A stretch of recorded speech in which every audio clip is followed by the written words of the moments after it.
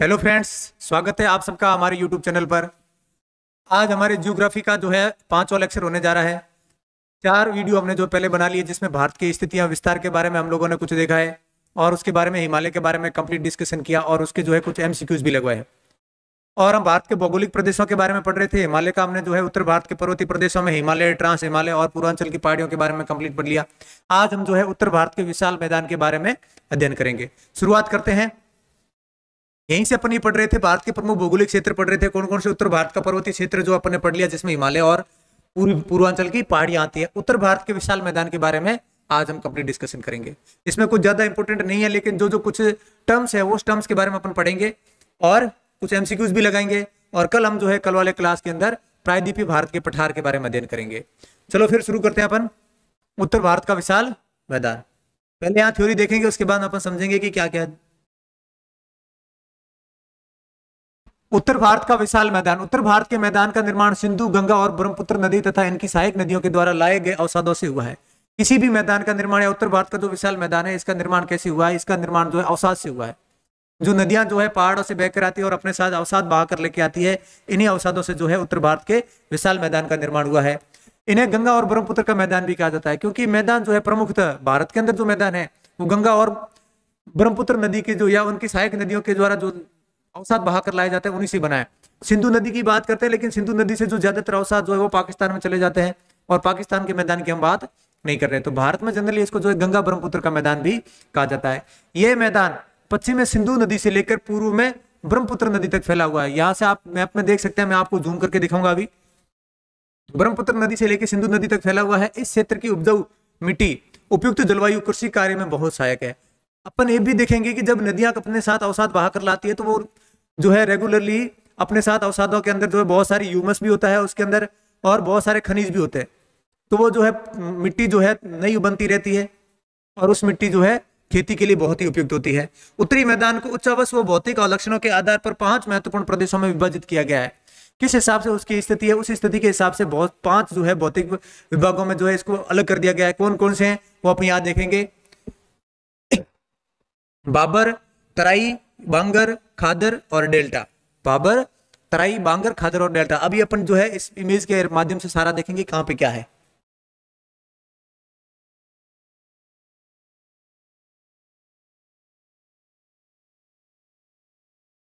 ये जो है आप इस मैप के माध्यम से जो उत्तर भारत का विशाल मैदान है इसकी अवस्थिति देख सकते हो। जो है थोड़ा राजस्थान के अंदर, हरियाणा, पंजाब, उत्तर प्रदेश, बिहार, पश्चिम बंगाल, आसाम और मेघालय, इन राज्यों के अंदर जो है इसका विस्तार है।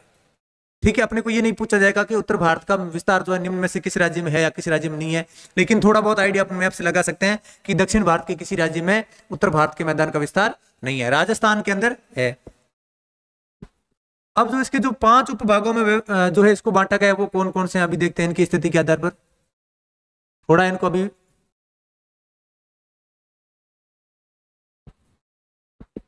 चलो देखते हैं।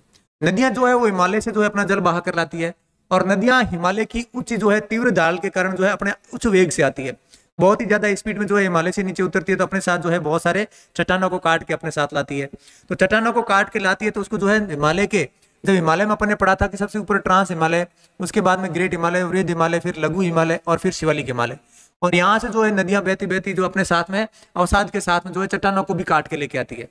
तीव्र वेग के साथ जो है चट्टानों को भी काट के ले आती है, और चट्टानों को जो है शिवालिक पहाड़ियों के जो है यहाँ इसके शिवालिक पहाड़ियों के दक्षिण में तुरंत इसको जो है यहाँ पे पत्थरों को छोड़ देती है। और जो इन पत्थरों को यहाँ पे लाके छोड़ दिया, इसके बाद जो है ढाल कम हो जाती है, तो इन पत्थरों को आगे बहाकर नहीं ले जा पाती आगे। तो इन पत्थरों को क्या बोला जाता है? इन पत्थरों को जो है भाबर प्रदेश बोला जाता है।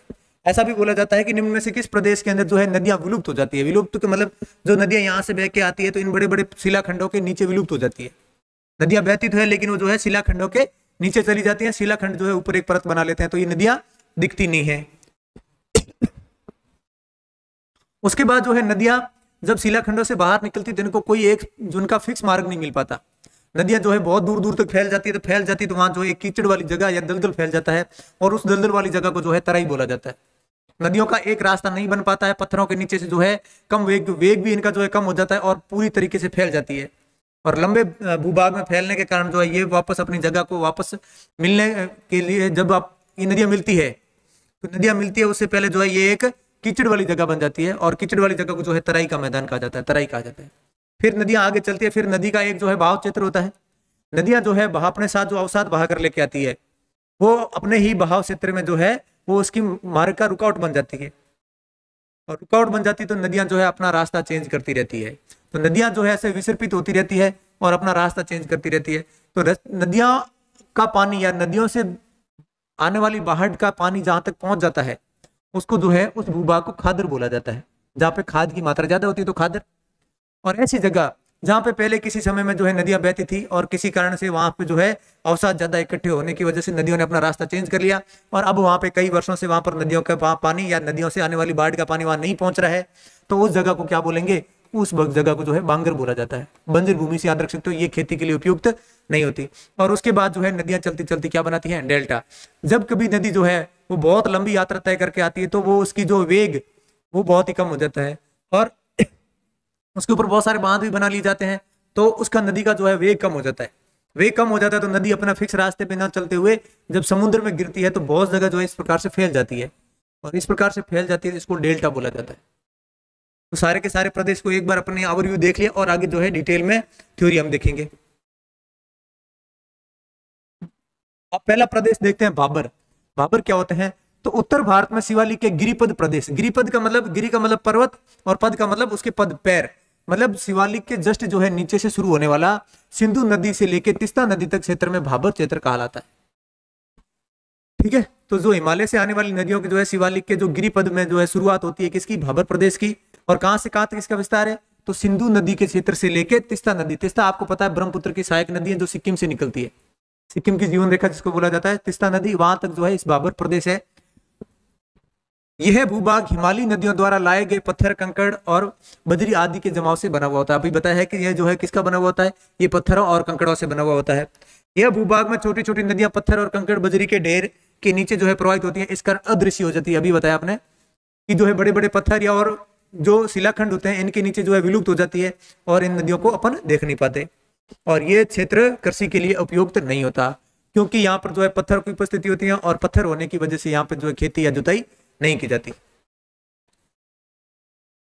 आगे अगला प्रदेश देखते हैं तराई। तराई का मतलब आप सीधा देख सकते हो दलदली क्षेत्र। ठीक है, यह क्षेत्र भाबर प्रदेश के दक्षिण का दलदली क्षेत्र है। जब भाबर प्रदेश से दक्षिण में जाती है नदियां, आपको पता है नॉर्थ से लेके जो है साउथ में आती है, तो सबसे पहले आता है क्या, शिवालिक को पार करती आता है भाबर, और भाबर के बाद आता है तराई प्रदेश। भाबर क्षेत्र में जो नदियां अदृश्य हो जाती हैं तराई क्षेत्र में पुनः दृश्य हो जाती है। जब अदृश्य नदियां होती हैं वो तराई क्षेत्र में जो है वो पुनः भूभाग में जो है दृश्य होती है। यह क्षेत्र निम्न कृषि के लिए उपयुक्त है। कौन कौन सी खेती के लिए उपयुक्त है, गन्ना, चावल और गेहूं के लिए। और इन क्षेत्रों में जो है घने जंगल भी पाए जाते हैं, और दलदली क्षेत्र होने के कारण यहाँ पर जो है जीव जंतु भी काफी होते हैं और मच्छर भी बहुत सारे होते हैं। ये भी ध्यान रखेंगे कि कौन सा क्षेत्र जो है जो बहुत ज्यादा मच्छरों के लिए है, बहुत ज्यादा मच्छर पाए जाते हैं वहां पे, तो तराई प्रदेश है। तराई के बाद आगे देखते हैं बांगर। बांगर से अपन याद रखेंगे बंजर से, जहां खेती बहुत कम होती है। थ्योरी पढ़ लेते हैं। यह उत्तरी मैदान का उच्च भूमि है जो पुरानी जलोढ़ मिट्टी से निर्मित है। जलोढ़ मिट्टी का मतलब जब वो मिट्टी जहां पे नदियों का पानी आता रहता है और नई बनती रहती है उसको बोलते हैं जलोढ़ मिट्टी। पुरानी जलोढ़ मिट्टी का मतलब है जहां पहले कहीं नदी बहती थी और अब वो नदी जो है वहां पे नहीं जाती और पुरानी जलोढ़ मिट्टी वहां पर है, और अब नदी और नदी के बाढ़ का पानी वहां पर नहीं पहुंच पाता, मतलब वो ऊंचाई पे रह गई जगह। ठीक है, तो वो उच्च भूमि जहां पर पुरानी जलोढ़ मिट्टी से जो है निर्मित है उसको क्या बोला जाता है, बांगर बोला जाता है। इसका विस्तार देखो, इसका विस्तार मुख्य रूप से पंजाब और उत्तर प्रदेश के मैदानी भागों में पाया जाता है। शुष्क क्षेत्रों में इसमें लवणीय एवं सारी उत्फूलन देखे जाते हैं जिन्हें रे अथवा कल कहते हैं। रे और कल ध्यान रखना क्या है, तो अपने यहाँ पे इमेज नहीं डाल रखा है। रे और कल आपने कभी देखा होगा, जमीन है, जमीन के ऊपर जो है सफेद जो है नमक की या सफेद नमक की चादर सी बिछी रहती है और उसको क्या बोला जाता है, रे बोला जाता है। जनरली उत्तर प्रदेश में, हरियाणा में, राजस्थान में इस प्रकार की जमीन देखने को मिलती है जो जमीन खेती के लिए बिल्कुल भी उपजाऊ नहीं होती, बहुत ही लवणीय जमीन होते हैं और उसके ऊपर सफेद नमक की चादर बिछी रहती है, उसको बोलते हैं रे या कल बोला जाता है। यहाँ नदियों के बाढ़ का जल नहीं पहुंच पाता, इसलिए ये नदियां कृषि के कार्य के लिए उपयोगी नहीं होती है लेकिन कम उपयोगी होती है। और यहाँ पे जल की मात्रा की बात की जाए तो भूजल का स्तर भी बहुत ही गहरा होता है, बहुत ही जो है जब भूजल जो है वो गहराई में होता है। आगे देखते हैं खादर। क्या है खादर? यह उत्तरी भारत के मैदानों की निचली भूमि है जो नवीन जलोढ़ मिट्टी से द्वारा निर्मित है। भागर और बांगर और खादर में यही डिफरेंस है कि बांगर जो है वो पुरानी जलोढ़ मिट्टी से निर्मित है और खादर जो है वो नवीन जलोढ़ मिट्टी से निर्मित है। इसका विस्तार पूरी उत्तर प्रदेश, बिहार और पश्चिम बंगाल में है। इसका मेनली विस्तार, देखो विस्तार ज्यादा नहीं पूछा जाए और पूछा जाए तो अपने को ये याद रखना कि मेनली नदियां वो बहती कहाँ पे। गंगा नदी की बात की जाए तो अपन देखते हैं कि उत्तराखंड, उत्तराखंड के बाद में जो है उत्तर प्रदेश, फिर बिहार, बिहार के बाद में थोड़ी झारखंड, फिर पश्चिम बंगाल। तो फिर इन क्षेत्रों में जो है वो इस प्रदेश का विस्तार है। खादर क्षेत्र नदियों के निचले हिस्से में स्थित होती है और जिस पर बाढ़ के समय जलोढ़ की नई परत जम जाती है, इसलिए इस क्षेत्र कृषि कार्य हेतु बहुत ही उपयोगी या फिर उपजाऊ होता है। जब जो नया खादर क्षेत्र है ये जो है कम ऊंचाई पर स्थित होता है, ज्यादा ऊंचाई पर नहीं होता। यहाँ नदियों का पानी, नदियों के अवसाद जो है कंटिन्यू जमा होते रहते हैं, या फिर जो नदी के द्वारा जो बाढ़ होती है, बाढ़ का पानी भी यहाँ पहुंचता रहता है। तो बाढ़ में जो अवसाद होते हैं वो अवसाद जो है नई जलोढ़ मिट्टी का निर्माण कर देते हैं और नई जलोढ़ मिट्टी होती है तो यहाँ पर ये जमीन उपजाऊ ज्यादा होती है, खेती के लिए ज्यादा उपयुक्त होती है। यह क्षेत्र मिट्टी, चावल, जूट, गेहूं, गन्ना, दलहन, तिलहन, बहुत सारी खेती के लिए जो है प्रसिद्ध है। अब आगे देखते हैं डेल्टा, लास्ट पार्ट है डेल्टा, उत्तर भारत के विशाल मैदान का। ये खादर मैदान का ही बढ़ा हुआ भाग है। खादर मैदान अपन क्या देखते हैं कि जहां पर नदियों का पानी पहुंच पाता है, तो डेल्टा जो है वही क्षेत्र है जहां पर जो नदियों का पानी इजीली पहुंच पाता है। तो ये खादर मैदान का ही बढ़ा हुआ पार्ट है। इसमें पुराना वो नया पंख यहाँ तथा दलदल सम्मिलित है। इसमें जो है दलदल को सम्मिलित किया गया है और यहाँ उच्च भूमि को चार कहा जाता है। जो डेल्टाई क्षेत्र में जो उच्च भूमि होती है, जहां पर जो है पानी नहीं पहुंच पाता, जहां डेल्टा का या नदी के डेल्टा का, नदी के मुहाने का पानी नहीं पहुंच पाता, उसको क्या बोला जाता है? वो भी उच्च भूमि होती है। और उच्च भूमि को यहाँ पे बांगर नहीं बोला जाता है, यहाँ पे क्या बोला जाता है? चार बोला जाता है। ठीक है, तो डेल्टा के उच्च भूमि वाले क्षेत्र को क्या बोला जाता है? चार बोला जाता है। इमेज देख सकते हैं आप लोग, ये जो है मुख्य नदी है, ये जो मुख्य नदी है, और मुख्य नदी जो है समुद्र में गिरने से पहले जो है इस प्रकार की वितरिकाओं में जो है बंट जाती है और इसको क्या बोला जाता है? इसको जो है डेल्टा बोला जाता है। और भारत ही नहीं पूरे विश्व का सबसे बड़ा डेल्टा कौन सा है? Sundarban delta, Ganga Brahmaputra delta. और वहां पे जो है सुंदरवन नेशनल पार्क भी है। ठीक है, आगे देखते हैं उत्तरी भारत के विशाल मैदान को प्रादेशिक आधार पर मुख्यतः चार उपवर्ग में विभाजित किया गया। प्रादेशिक आधार पर मतलब अगर राज्यों के आधार पर जो किस किस जगह पर कौन सा मैदान है, जो उनकी स्थिति के आधार पर उनको चार उपवर्गों में बांटा गया। कौन कौन से हैं? तो पंजाब में है जो उसको पंजाब का मैदान कहा जाता है। ठीक है, पंजाब और उत्तर प्रदेश का जो विस्तृत है उसको पंजाब का मैदान। उत्तर प्रदेश, बिहार, इन प्रदेशों में, पश्चिम बंगाल में जो मैदान है उसको बोला जाता है गंगा का मैदान। राजस्थान का मैदान जो अरावली से, जिसका जो है अरावली विभाजन कर देती है, राजस्थान में उपस्थित जो मैदान है उसको क्या बोला जाता है? राजस्थान का मैदान। और ब्रह्मपुत्र नदी या ब्रह्मपुत्र सहायक नदियों के अकॉर्डिंग जितना भी मैदानी पार्ट आता है उसको ब्रह्मपुत्र का मैदान कहा जाता है। इसको ज्यादा डिटेल में पढ़ने की इतनी आवश्यकता नहीं है, ना ही इनसे ज्यादा क्वेश्चन पूछे जाते हैं। बाबर क्या होता है, बांगर क्या होता है, खादर क्या होता है, तराई क्या होता है, रे क्या होते हैं, कल क्या होते हैं, इन सब के बारे में जो है डिटेल से क्वेश्चन, डिटेल्स में नहीं ये पूछा जाता है कि नवीन जलोढ़ मिट्टी से निर्मित भूभाग को क्या बोला जाता है। तो नवीन जलोढ़ मिट्टी से निर्मित भूभाग जो है खादर कहलाता है। पुरानी जलोढ़ मिट्टी से निर्मित भूभाग जो है वो बांगर कहलाता है। जो बड़े बड़े शिलाखंड भाग कहलाती है, जिन शिलाखंडों में जो नदियां विलुप्त हो जाती है, तो कहाँ पे, किस प्रदेश में जो नदियां बिल्कुल अदृश्य हो जाती है? तो बाबर में। दलदली क्षेत्र क्या कहलाता है? तराई कहलाता है। जो नदियां समुद्रों में गिरने से पहले जो है चारों तरफ से जो है एक वितरिकाओं में बढ़ जाती है, उसको क्या बोला जाता है? उसको जो है डेल्टा बोला जाता है। इनके बारे में क्वेश्चंस पूछे जाते हैं। कुछ क्वेश्चंस यहाँ आए हैं वो अपन देख लेते हैं। उत्तर भारत में उप हिमालय क्षेत्र के सहारे फैले गए समतल मैदान को क्या कहा जाता है? उत्तर भारत के उप हिमालय क्षेत्र में के सहारे फैले गए समतल मैदान को क्या कहा जाता है? तो उसको क्या कहा जाता है? बिल्कुल हिमालय के सहारे जो मैदान है उसको बोला जाता है भाबर। देखते हैं ना, हिमालय के जस्ट जो है तुरंत साउथ में क्या है? भाबर कहलाता है। अगला देखते हैं, निम्न नदियों में से किसका सर्वाधिक बड़ा जल ग्रहण क्षेत्र है? सबसे ज्यादा जल ग्रहण क्षेत्र किसका है? तो सबसे ज्यादा जल ग्रहण क्षेत्र जो है वो गंगा नदी का है। भारत का सबसे अधिक विस्तृत भुजाकृतिक प्रदेश है। भारत का सबसे ज्यादा जो है कौन सा प्रदेश जो है सबसे ज्यादा विस्तृत है? तो उत्तर भारत का मैदान जो है वो सबसे ज्यादा विस्तृत है। इसलिए अपन इसको यही बोला जाता है कि उत्तर भारत का विशाल मैदान।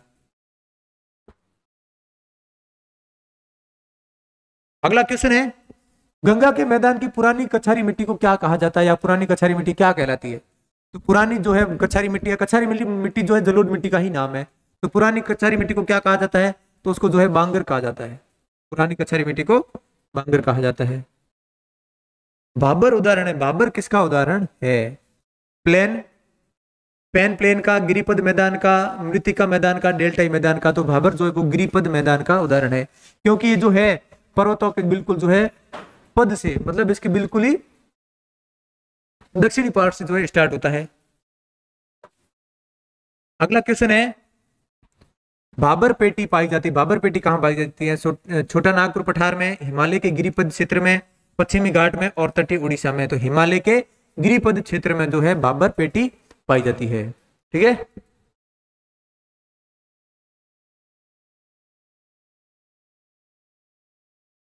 चलो आज की क्लास को जो है हम लोग यहीं खत्म करेंगे, और बाकी आपने जो क्लास नहीं देखी है तो आप क्लास देख सकते हैं। और कल की क्लास में जो हम प्रायद्वीपीय भारत के पठार के बारे में अध्ययन करेंगे, और उससे अगली क्लास के अंदर 2 वीडियो लग सकते हैं, 2 क्लासेस लग सकती है अपनी, जो प्रायद्वीपीय भारत के पठार को कंप्लीट करने में कोशिश करेंगे एक ही क्लास में कंप्लीट किया जाए। Thank you, have a nice day.